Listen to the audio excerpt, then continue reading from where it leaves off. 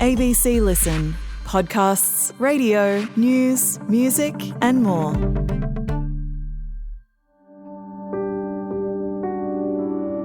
An aged care worker He was competent in his job. He was friendly. in one of the finest nursing homes around There was always someone around which made her feel safe. is suspected of the worst possible crime. A former nurse has been charged with murdering two elderly people at a Newcastle nursing home. His arrest came as a shock. Gary Davis was left stunned and distressed. And 10 years on, he's speaking out from behind bars. My name's Gary Stephen Davis. I maintain my innocence. But is he lying? You've predicted the deaths of two of the people who were injected. So how do you explain that? Award-winning investigative reporter Anne Connolly is on the trail, unearthing fresh evidence. Is it possible that he had been doing it and hadn't been caught before? The Invisible Killer, a new series by Background Briefing. Hear it now on the ABC Listen app.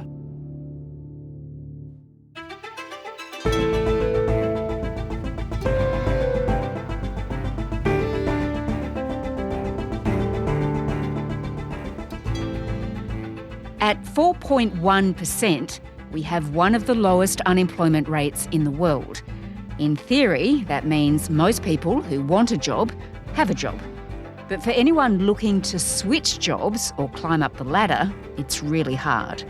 Today, business reporter Nassim Khadem on why job hunting's become like a Tinder dating experience.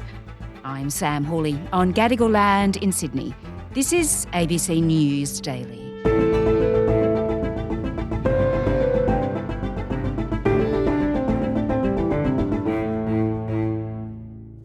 Nassim, we're going to talk about what the experience of trying to find work is like in Australia at the moment.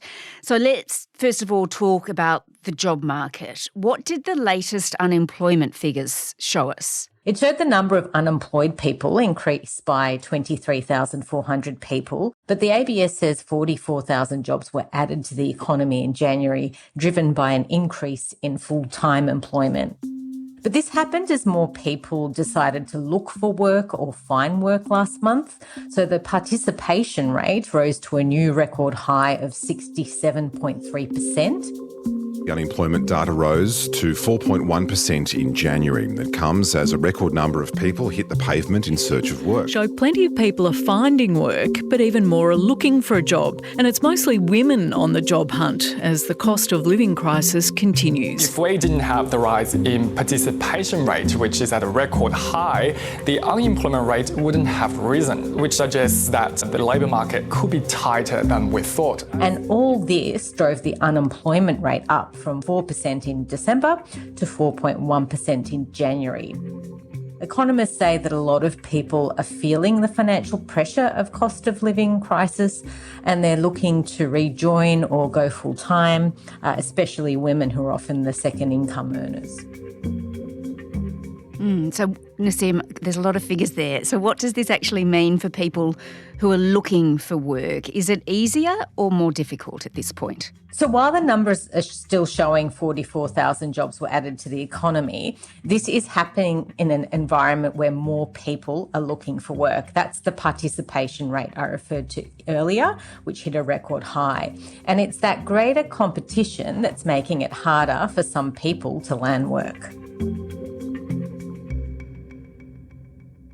So if you're looking for work, that can still be really hard, particularly if you're skilled. Tell me about Dilhara. So Dilhara Sivalingam is an experienced commercial contract manager. She used to manage multi-billion-dollar contracts for government agencies, but she was made redundant from her job at a leading telco during the pandemic, and she hasn't had a permanent job since 2021 and has been out of any kind of paid work since October.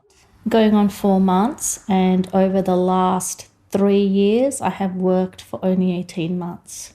So the other 18 has been job hunting. At first I thought it was just me. I thought, okay, so I'm a female, I'm in my mid-40s at that stage, late 40s now. And I thought, maybe it's just me. Maybe I'm So she says she doesn't get a whole lot of feedback from recruiters, and I think that's part of the kind of problems she feels she's facing. But her issue is that she might be more experienced, meaning there's less jobs available at that higher skilled and higher salary level. And she thinks there's also a real gap between the experience recruiters want and the amount that they're willing to pay.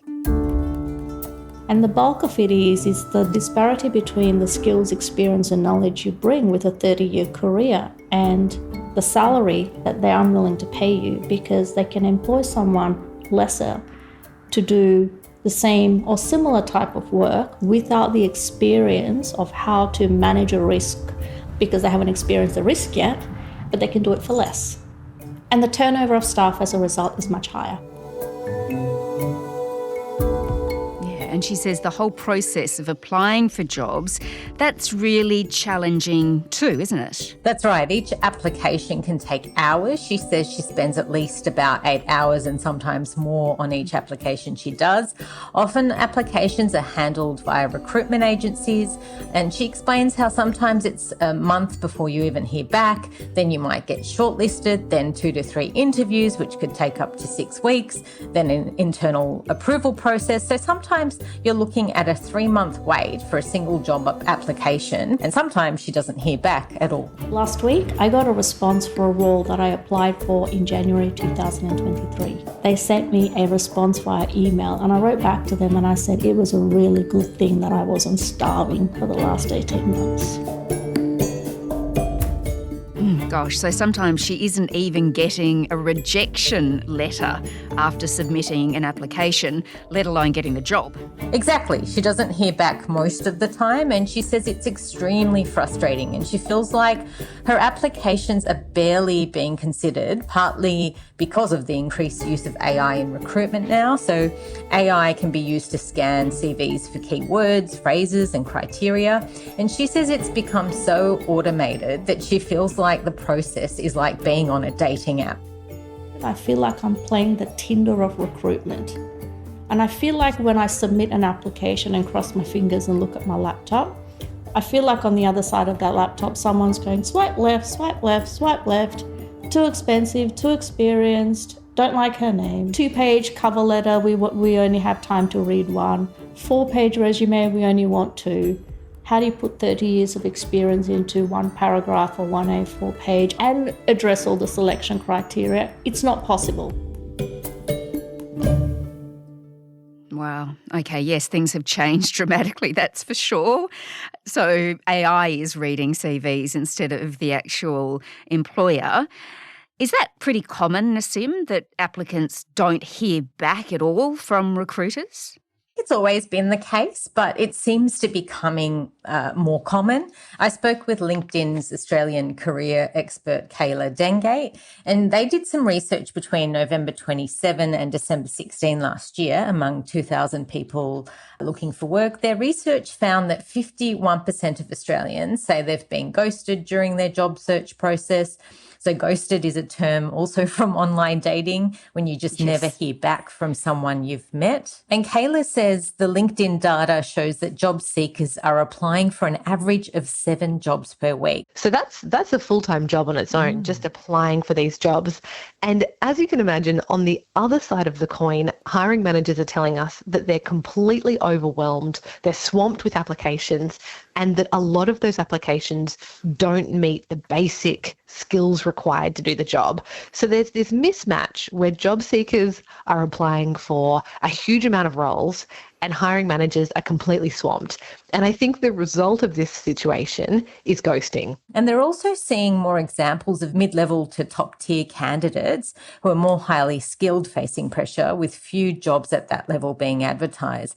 And so that's obviously something that Dilhara is very aware of too. I've got friends who are directors in companies who are now running hobby farms because they couldn't get a job for 12 months. It's crazy. The disparity between knowledge, age, what's out there in the market. And there's lots of jobs, but I'm finding that they don't advertise senior roles.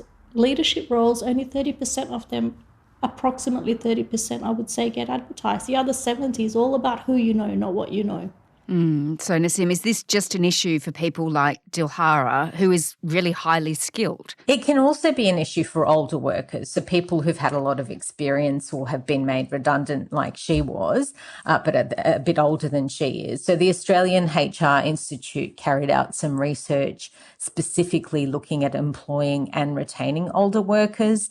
This research was done in 2023. It found that only 25% of respondents stated they were open to hiring people aged 65 and over to a large extent, and just over half, 56%, said they were open to hiring people in the next age group down, 50 to 64 years. So they'll be updating this report later this year, but there's been a range of studies showing ageism can definitely be an issue in hiring.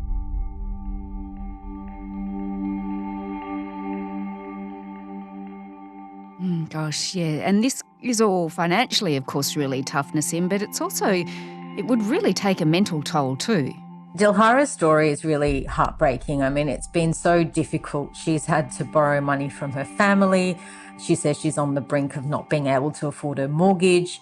She breaks down crying several times during our interview, saying her mental health is suffering and she could lose her house if she doesn't get a job in the coming weeks. And, you know, a lot of this is her own personal sort of confidence. She says she's trying to stay upbeat amid constant rejections, but it's difficult. She keeps a blackboard in her home kitchen where she writes daily positive affirmations to try and stay upbeat. I could cry about it right now, and I'll try not to. You feel worthless after a while. It feels debilitating. And I think my favorite 2025 little mantra in my head is depression, and jumble the letters. And depression really means I pressed on, because that's really all I'm doing. Every day you have to dig deep. All right. So what sort of advice is out there for people who find themselves in this really difficult position? So something very common that people I interviewed for this story said is that when you're at that higher skilled level, a lot of it comes down to who you know. And that's why recruiters say networking is still the number one way that people hear about jobs and can be recommended for roles. So Kayla Dentgate from LinkedIn says one of the best ways to get your next job when you're at that mid-role level is to reach out to your peers, your friends, your contacts, people you used to work with. Let everyone know that you're open to work. And she says try even contacting the HR or recruiters directly, because often there's no person to contact or no even email. Just try going to them directly, asking them to have a coffee, and, you know, don't be scared to be upfront and take that action. And the job market, Nassim, what should we expect for the rest of this year? The feedback I'm getting is that we're going to see a lot more job losses this year. Thousands of jobs are already being lost as a result of the collapse of the entire Mosaic Group, which owns brands including Miller's, Noni B, Katie's and Rivers. Westpac just announced 190 job losses, and thousands of jobs could be on the block in Victoria's public sector in the coming weeks. So it could well be a more challenging jobs market as the year progresses. Economists and the RBA do expect the unemployment rate to rise to 4.5% this year. So unfortunately, it's not very good news on the jobs front.